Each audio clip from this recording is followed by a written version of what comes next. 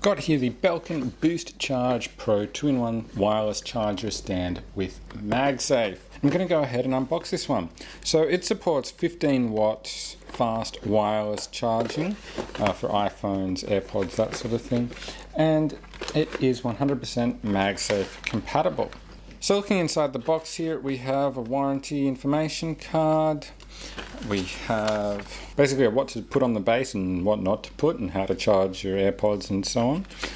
And also on the flip side, how to plug in the power cable and also charge your phone and that sort of thing with it. Also in here, more product warranty info. In this side piece, we have power cable. So they're important, and here goes. Coming out of the bottom of the box here is the stand. Now obviously I've got this one in the black version. It's also available in white. And that's it. There's nothing else hiding down in the bottom there in the box.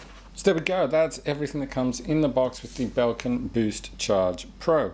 Obviously the stand itself, power, quick start guide and warranty information. To plug it in, basically just on the underside in here, we've got that little plug opening, and essentially we're just going to hook up as per the directions on that quick start guide, our plug to there, run that through the back, and away we go.